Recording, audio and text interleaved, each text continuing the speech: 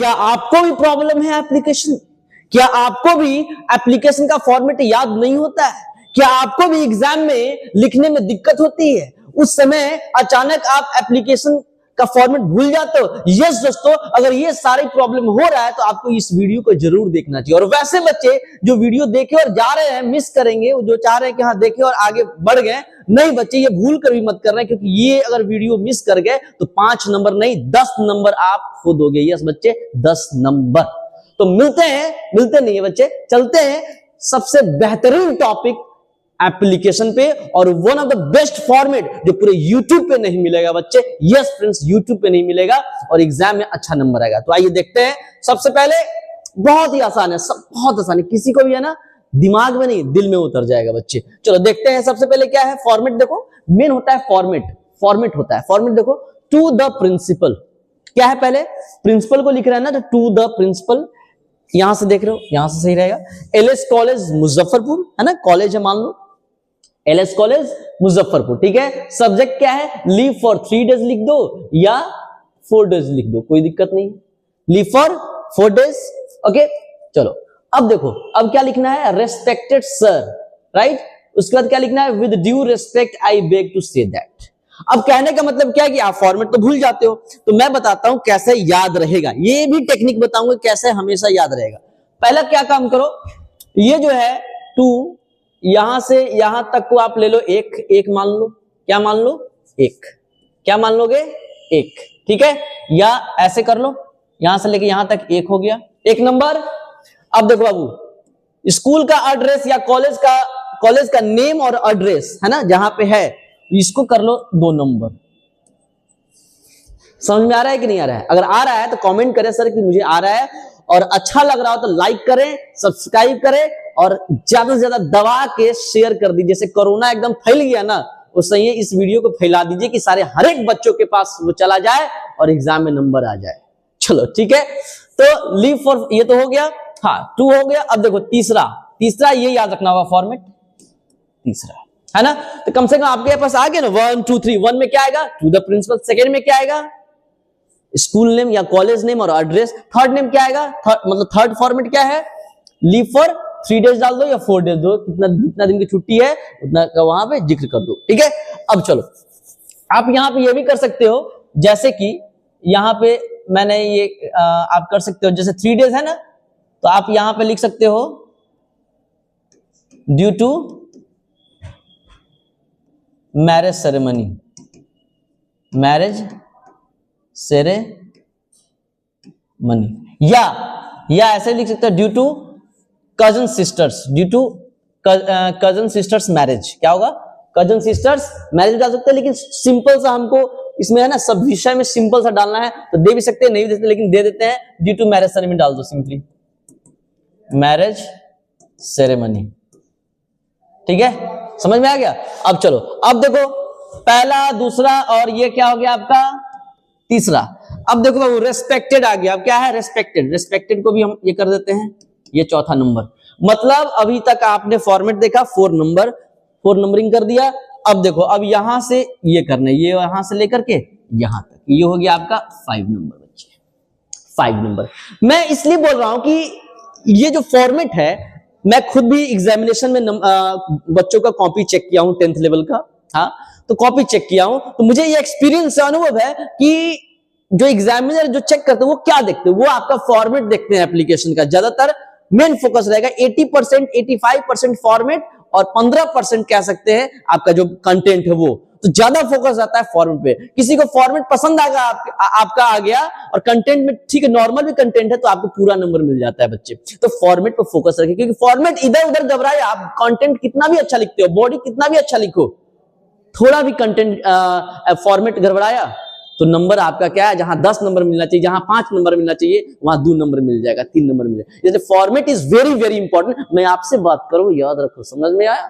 हाँ चलो बच्चे, तो ये समझ में आ गया। अब देखो, विद रिस्पेक्टेड सर, ये 4 और ये 5, तो यहां तक कोई दिक्कत, दिमाग में रखना, ये दिमाग में रखना।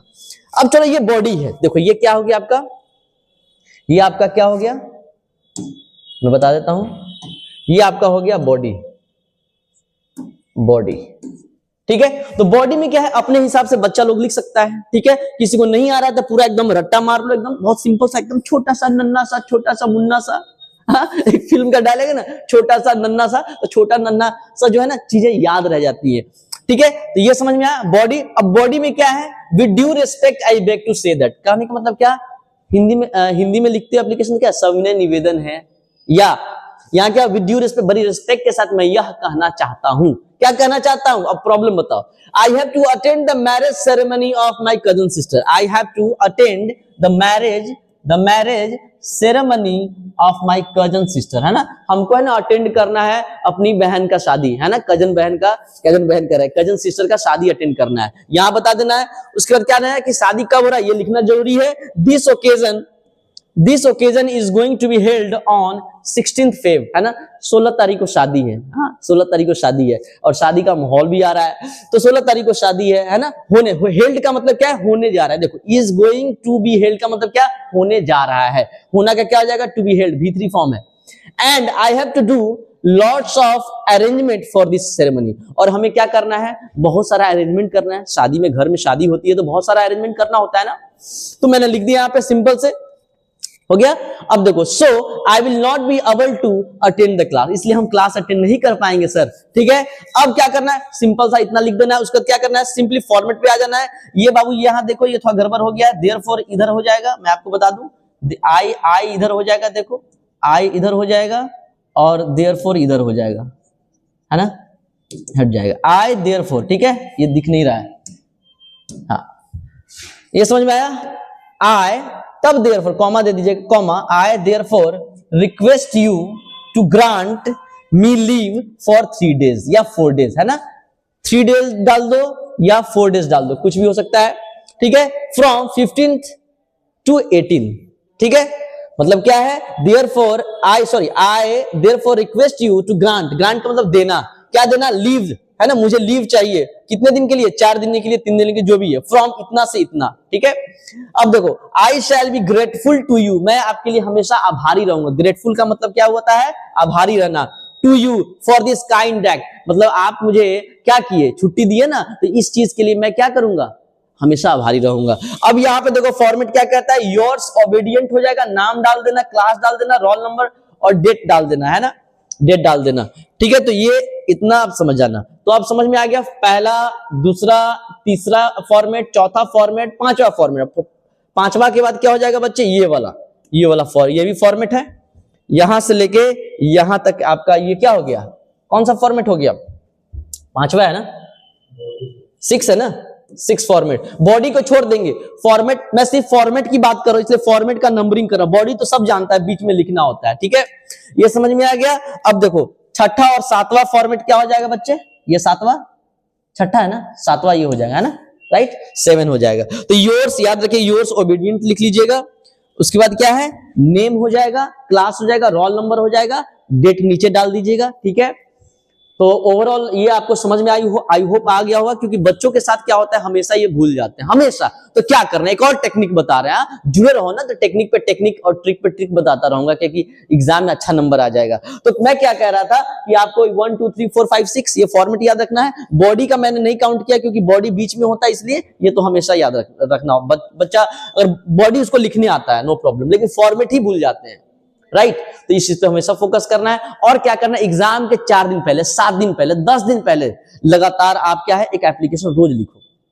जैसे आप मुंह धोते हो ना, खाना खाते हो ना, ठीक है, उसी तरीके से क्या करो, आप रेगुलर वे में जब भी इंग्लिश पढ़ने बैठो तो आप पहले दिमाग में फर्स्ट प्रायोरिटी दो, इंपॉर्टेंट, कि हमको पहले एप्लीकेशन डालना है, रोज एप्लीकेशन लिखना है, रोज। समझो कि एक एप्लीकेशन है ना, फील दैट, यह महसूस करो कि ये एप्लीकेशन है ना, हम कहां भेज रहे हैं, अपने स्कूल टीचर के पास भेज रहे हैं, प्रिंसिपल के पास भेज रहे हैं, ऐसा होता हुआ महसूस करना है, ठीक है।